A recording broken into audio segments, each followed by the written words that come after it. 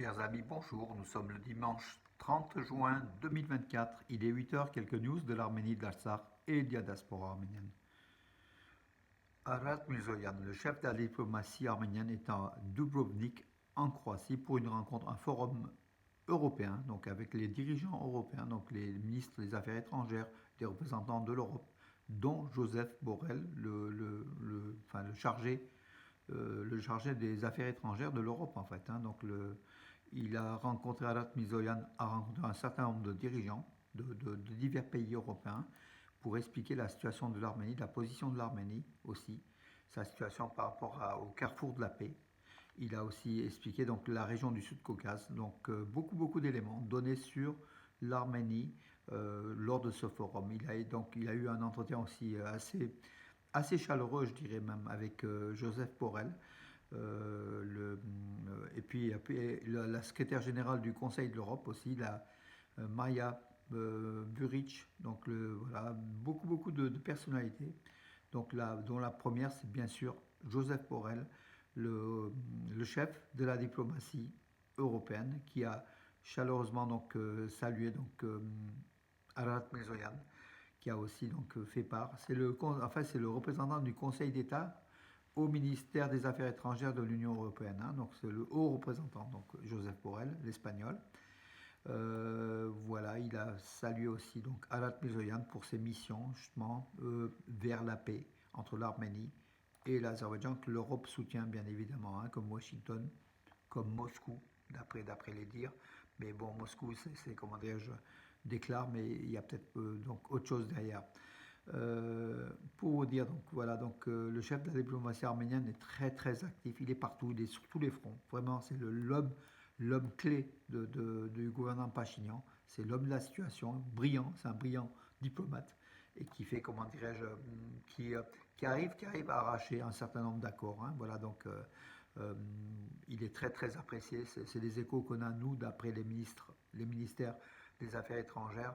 Euh, Arat Mirzoyan est très apprécié donc, en diplomatie européenne, aussi en diplomatie occidentale, voilà, auprès de l'Occident, notamment Washington.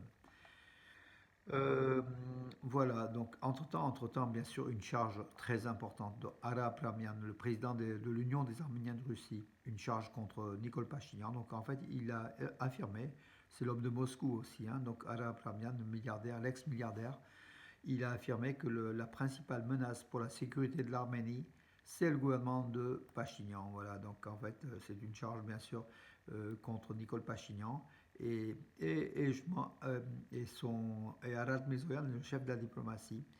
Alors, il a affirmé ce président, la principale menace pour la sécurité de l'Arménie était effectivement Nicole Pachinian.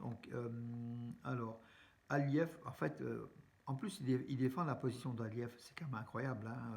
Voilà. Comment dirais-je, selon Ara Abramian, Nicole Pachinian est responsable de tout, de la défaite des 44 jours en Artsakh, de la guerre au Karabakh en Artsakh, depuis qu'il est arrivé en 2018 avec de fausses promesses et des techniques manipulatrices. Le Haut-Karabakh serait aujourd'hui resté arménien s'il n'était pas arrivé. C'est ce qu'il dit donc Ara Abramian.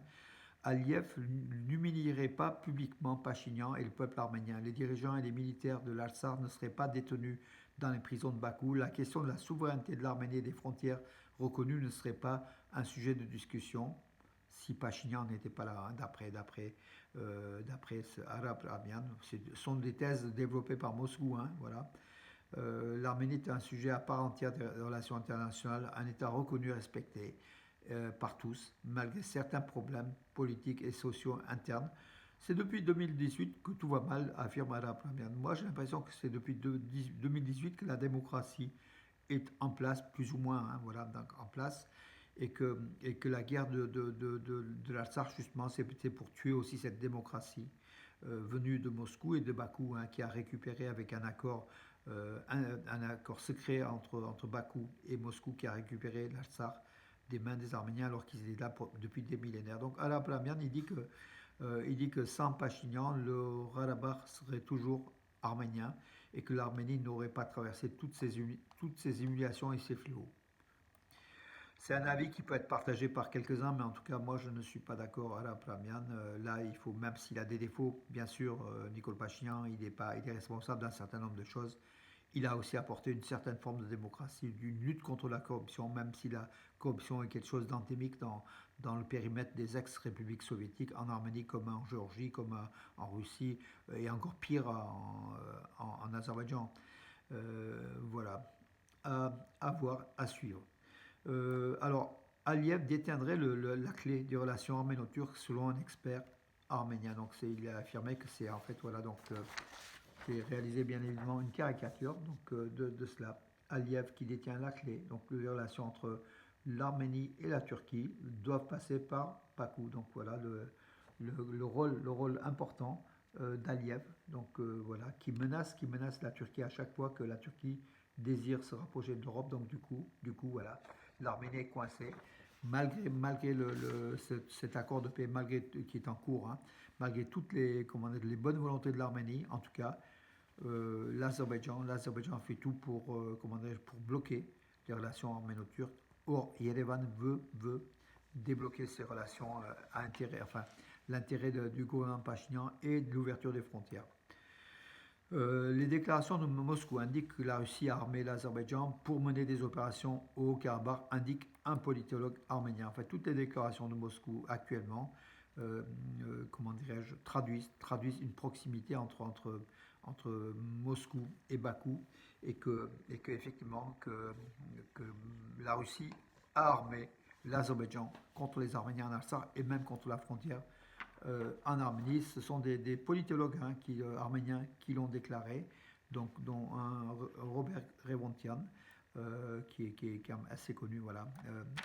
Une caricature, encore une fois, donc Moscou, Yerevan, bien sûr, et Nicole Pachinian qui se rapproche de l'Europe qui est enchaîné, voilà, et que un moscovite, enfin, c'est peut-être Poutine hein, qui dit recul et qui le menace, en fait, qui menace l'Arménie. Si l'Arménie se rapproche de l'Europe, c'est ce qu'elle veut faire. C'est la caricature que j'ai réalisée hier. Bon, avec des éléments hein, que vous connaissez en partie, mais c'est une recomposition, une caricature de la situation. Voilà, donc la Russie comment dirais-je, arme l'Azerbaïdjan contre l'Arménie en tout cas, et c'est une menace pour l'Arménie. À partir du 1er juillet, donc demain, le service des sauveteurs du lac Sevan sera renforcé, en régime renforcé. Voilà, mes amis, pour ceux vous vous trouvez donc en Arménie. J'ai de nombreux amis comme vous hein, en Arménie actuellement. Le lac Sevan, donc à partir de juillet, août, on peut se baigner. Donc, donc il y aura beaucoup de monde sur les rives, sur les plages du lac Sevan. Et sachez que les sauveteurs sont là pour aussi aider justement les personnes qui est moins de drames dans les eaux du Sevan, qui chaque année arrachent une dizaine de noyés. Mais là, depuis 2-3 ans où il y a un service renforcé, ça a dû diminuer de moitié. En tout cas, moi, dans les faits divers, je vois moins de cas de noyade que ce qu'on voyait avant, donc il y a quelques années. Mais l'Arménie a renforcé son service de, comment dirais-je, de sauveteurs, des eaux du lac Sevan. L'humidité dégrade les fresques, donc les fresques du joyau du patrimoine arménien datant du Xe siècle, du monastère de Arpat, classé par l'UNESCO. Hein. Donc c'est un monastère qui a été construit il y a plus d'un siècle, voilà, sous le règne des Bagradouni, Ashot Bagradouni, et la reine Rosovanouch en l'an 976, avec des peintures murales qui sont uniques hein, représentant Jésus, qui représentent les saints, qui représentent une page aussi de l'histoire arménienne. Voilà. Ce sont des joyaux du patrimoine arménien, comme j'ai dit tout à l'heure, qui se dégradent du fait de l'humidité. L'église, en fait, le monastère de Arpad bénéficie de l'aide de l'État pour pas reconstruction, mais pour essayer d'arrêter toutes les dégradations en fait. Hein, voilà. Mais l'humidité est plus forte ces derniers jours dans la région de Lori, parce qu'Arbat se trouve dans la région de Lori, au nord de l'Arménie, au nord, voilà, pas loin de Stepanavan. Donc ça se dégrade de façon importante. Donc ce monastère de Arbat et les peintures murales sont aussi craignent l'humidité. Donc c'est le constat hein, donc, qui a été fait par des journalistes donc, de nos confrères de News AM et de Radio Loud, donc Radio Publique d'Arménie. Voilà, mais le gouvernement arménien a pris des mesures pour cela en essayant de préserver au maximum l'état de ce monastère de Arbat, qui est encore une fois un haut lieu touristique, hein, qui chaque année il y a plus de 100 000 touristes qui visitent. Voilà, il faut pas qu'il y ait trop de dégradation, mais effectivement les conditions climatologiques, comme on a vu, donc les inondations dans la région de Lori surtout, et un peu moins à Tabouche, on fait déborder les rivières avec une humidité quand même très importante, des pluies très fortes cette année, le dérèglement climatique, hein, climatologique. Voilà, donc, mais l'Arménie prend garde, hein, voilà, c'est aussi une bonne chose. Alors aussi une bonne chose, des mouflons arméniens, donc ce sont des mouflons donc, qui vivent dans des roches, dans les montagnes, hein, en Arménie. Ils sont protégés, ils sont classés dans le livre rouge, hein, des animaux protégés. Ils sont protégés aussi par par les organisations internationales de lutte pour la préservation des animaux, de la faune et de la flore. Ces mouflons ont été enregistrés donc, dans les montagnes du Zangezur, dans la région de Sunik. Donc c'est une première fois depuis quelques années déjà. Ils n'étaient pas là, mais là il y a un groupe de mouflons qui a été mouflons arméniens en fait. Hein, c'est typique de l'Arménie. Hein, ce sont des animaux endémiques de l'Arménie, les mouflons arméniens, qui sont comme des moutons ou des chèvres, enfin mélange de chèvres, de moutons, de béliers, qui vivent sur les roches, hein, voilà, et qui sont très très adroits sur les roches. On a vu donc une bande d'une vingtaine, une quarantaine de mouflons donc, qui ont été filmés en Arménie, donc dans la région de Zangezur. Ça veut dire aussi que voilà, le mouflon se développe en Arménie, c'est une bonne chose. Les travaux, je parlais de la restauration du monastère d'Arbat qui était dégradé. Donc les travaux de restauration à l'église du fort de Lori-Bert, aussi dans la région de Lori, hein, donc village de la région de Lori, au nord d'Arménie, ont commencé. Donc voilà, donc c'est aussi un joyau du patrimoine arménien qui est en cours de protection pour qu'on puisse aussi accueillir des touristes importants. Beaucoup d'entre vous, vous connaissez aussi, c'est, comme j'ai dit tout à l'heure, c'est pas loin aussi de Stepanavan, hein, donc dans la région de Lori. Voilà, dans quelques années, donc ça va être remis, cette dégradation va être compensée par des travaux importants, avec un chantier important qui est en cours. Voilà une bonne opération aussi pour sauver le patrimoine arménien en Arménie, car on sait qu'en Artsakh, ils sont en cours de dégradation et de démolition par les autorités azéries qui occupent donc l'Artsakh et en Turquie. Des milliers et des milliers de lieux de patrimoine, de monuments, d'églises, de monastères ont déjà disparu. Les quelques-uns qui restent sont en piteux état. Bien évidemment, la Turquie n'aide pas du tout à ce que la mémoire arménienne perdure sur cette terre arménienne depuis des millénaires, occupée depuis 1915 par la Turquie.